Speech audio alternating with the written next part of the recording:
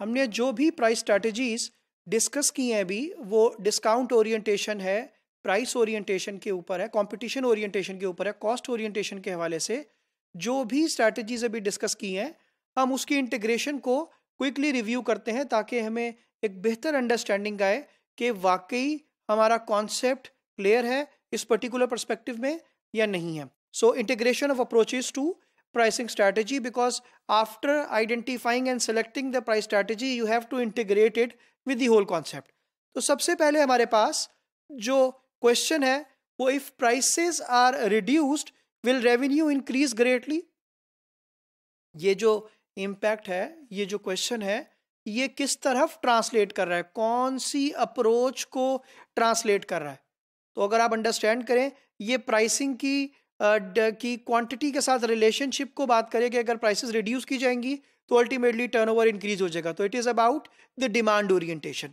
यहाँ पे spell out कर दिया गया है कि it is about demand orientation. So if the prices are reduced ultimately the turnover will increase. If the prices are increased, ultimately the turnover will reduced.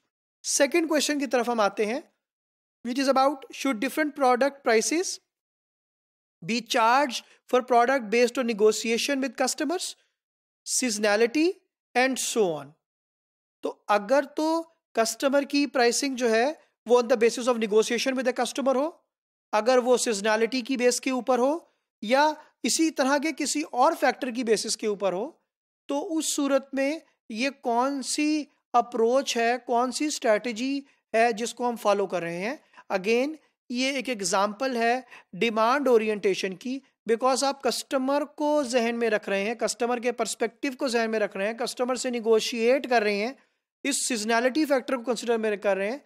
तो actually आप customer को सामने रखते हुए डिमांड ओरिएंटेशन को फोकस करें. Third level के ऊपर जो डिस्कशन है, जो थर्ड स्टेटमेंट है, will a given price level allow a traditional markup to be attained. अगर हम बात करेंगे तो एक जो प्राइस लेवल है उसके ऊपर क्या मार्कअप जो है वो एक रिटेलर अर्न कर रहा है, क्या वो ट्रेडिशनल मार्कअप जो है वो अर्न कर रहा है. तो ये अप्रोच क्या है? If it is about the profitability of certain article on the basis of certain price level, तो it is all about the cost orientation. तो cost orientation के अंदर हम प्रोडक्ट की प्राइसिंग की बात कर रहे हैं, cost orientation के अंदर हम बात कर रहे हैं कि उससे एसोसिएटेड कितना मार्कअप है, कितना मार्जिन है जो कि एक रिटेलर अर्न कर रहा है या कर सकता है. वो हमारे पास cost orientation की एक अच्छी एग्जाम्पल है. इसी तरीके से हम आगे की तरफ बढ़ते हैं. तो हमारे पास जो नेक्स्ट स्टेटमेंट है, नेक्स्ट क्वेश्चन है, what price level is necessary for a product requiring special cost in purchasing, in selling, in delivery etcetera. तो हमारे पास कौन कौन सी ऐसी अगर कोई स्पेशल कॉस्ट को इंकर हो रही है किसी प्रोडक्ट के ऊपर, बेशक वो प्रोडक्ट को खरीदने की कॉस्ट है, बेशक वो प्रोडक्ट को बेचने की कॉस्ट है, बेशक वो प्रोडक्ट की इंस्टॉलेशन की कॉस्ट है, बेशक वो प्रोडक्ट की डिलीवरी की कॉस्ट है. तो किसी भी हवाले से जो कॉस्ट इंकर हो रही हैं हमारे पास प्राइस लेवल के को सेट करने के लिए, तो again because it is a discussion about the cost, so this price strategy is about cost orientation. तो एक्चुअली रिटेलर जो है वो कॉस्ट ओरिएंटेशन को फॉलो कर रहा है इस तरह की अप्रोच के अंदर. फिर what price levels are setting by the competitors. ये कंपटीशन कौन से प्राइस लेवल्स को सेट कर रहा है? अगर मैं इस स्टेटमेंट को देखता हूं तो आई कैन इजीली इवैल्यूएट कि because my approach is towards seeing what the competitor is doing, तो what I am following is the competitor या कंपेटिटिव ओरिएंटेशन, जो कि हमारी थर्ड अप्रोच थी कि जहां पर दिस स्ट्रैटेजी कि जहां पर आप कंपेटिटर को कंसिडरेशन में रखते हैं प्राइसिंग डिसीजन करते वक्त. फिर हमारे पास लास्ट एग्जांपल हमारे पास है, can above market prices be set due to some superior image, due to some patronage, due to some store image. क्या कोई कस्टमर प्राइसिंग ऐसी है कि कोई प्राइस लेवल ऐसा है जो कि आप अपने इमेज की वजह से you can sell into the market the good price level और may be slightly high prices as compare to the market. तो यस, ये अगेन कंपेटिटिव ओरिएंटेशन है क्योंकि आप कंपटीशन को सामने रख रहे हैं और वो जो स्लाइटली हायर की बात हो रही है that is as per the competition, as per the your image with the competitor. If the competitor is an unorganized sector and you are an organized sector, इस सूरत के अंदर you can take an advantage of some percentage of margin over your competitor because your image is better than the competition. तो ये approach हमारे पास competitive orientation की है. तो यहाँ पर हमने कॉस्ट ओरिएंटेशन की एग्जांपल भी डिस्कस की है, हमने यहाँ पर डिस्काउंट ओरिएंटेशन की एग्जांपल भी डिस्कस की है, और यहाँ पर हमने कंपैटिटिव ओरिएंटेशन की एग्जांपल भी डिस्कस की है. हम आगे की तरफ चलते हैं और डिस्कशन में लेके आते हैं उस चेकलिस्ट को ऑफ सिलेक्टेड आइटम्स जो कि प्राइसिंग डिसीजंस को हमारे पे इम्पैक्ट करता है. तो जो सबसे पहली बात हमारे पास है that is how important is price stability. Price stability के पर्सपेक्टिव की बात हो रही है. And how long should prices be maintained. बहुत इंपॉर्टेंट बात है, क्या मार्केट में प्राइस की फ्लक्चुएशन बहुत ज़्यादा है या प्राइस स्टेबल है, और अगर स्टेबल है तो कितने अरसे तक आपने उस प्राइस को मेंटेन रखना है, ताकि एक रिटेलर ये इंश्योर कर सके कि मैं क्या लॉस कर रहा हूँ या मैं कितना लेस मार्जिन अर्न कर रहा हूँ या मैं कितनी देर तक ये मार्जिन अर्न करूँगा.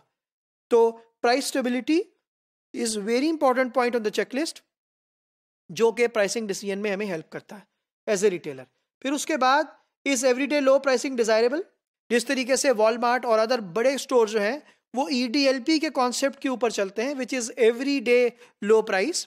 तो क्या वो एवरीडे लो प्राइस का कॉन्सेप्ट जो है वो डिजायरेबल है उस कंट्री के अंदर, उस स्टेट के अंदर, उस प्रोविंस के अंदर, उस सिटी के अंदर, उस टेरिटरी के अंदर?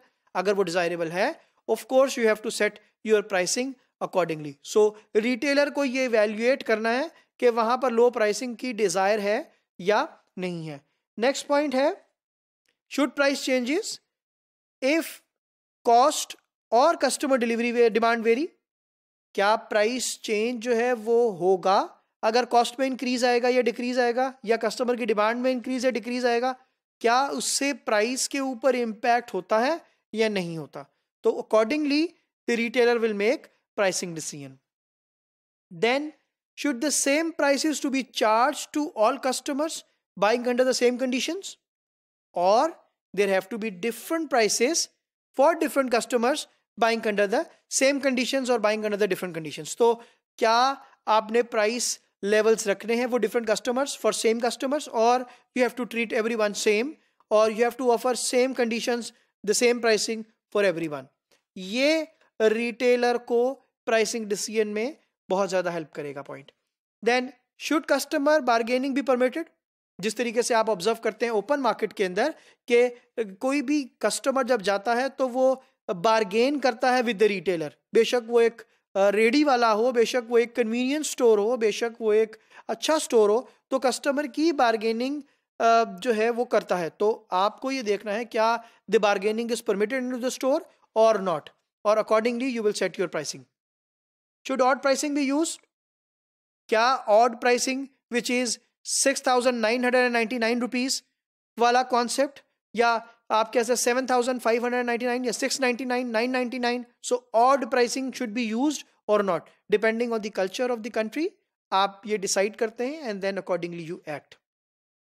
Should leader pricing B utilised to draw customer traffic? If yes, should leader prices be above और below cost? So price leadership के केस के अंदर अगर वो कस्टमर ट्रैफिक को ड्राइव कर रहा है तो उस सूरत में आप नहीं देख रहे हैं क्या वो आपकी कॉस्ट से कम है, आपकी कॉस्ट से ज्यादा है, and accordingly you have to take that decision. So should customers और consumers be offered discount for purchasing in quantities? क्या बल्क क्वांटिटीज के ऊपर कस्टमर को कोई बेनिफिट मिलना चाहिए? If you buy 1 you will pay 10 rupees. If you'll buy 3 you can pay 9 rupees each. So which means certain discount की facility on quantity purchase would be allowed or not. Then should price lining be used to provide a price range and price points within that range? अगर ये facility होगी, for example customer के पास हर तरह की quality, हर तरह की price, हर तरह की price range available हो, तो क्या आप ये option रखना चाहते हैं एज ए रिटेलर, या आप इस ऑप्शन को कैरी नहीं करना चाहते। और फिर लास्ट पॉइंट हमारे पास चेकलिस्ट के अंदर है जो कि हेल्प करता है प्राइसिंग डिसीजन के अंदर, that is should pricing practices vary by department और product line. Either you will use the pricing strategy as per the same product line. क्या वो ऑयल कैटेगरी के ऊपर, घी कैटेगरी के ऊपर, सेम प्रोडक्ट लाइन के ऊपर हम बात कर रहे हैं, किसी एक पर्टिकुलर डिपार्टमेंट की बात करें, या ओवरऑल स्टोर के हवाले से हमें वो प्राइसिंग प्रैक्टिस को फॉलो करना है। So what should be the practices which should be follow by department, by product line, हमें उसको स्पेसिफाई करना है। तो यहाँ पर हमने इस चेकलिस्ट में वो तमाम पॉइंट्स आइडेंटिफाई किए जो कि रिटेलर को प्राइसिंग डिसीजन लेने में हेल्प करता है। और अगर रिटेलर्स के पास इन क्वेश्चंस के आंसर हैं, he can easily specify and develop इस अपनी प्राइस स्ट्रैटेजी को, ताकि जो कि कस्टमर के लिए बेनिफिशियल भी होगी और रिटेलर के लिए भी फ्रूटफुल होगी।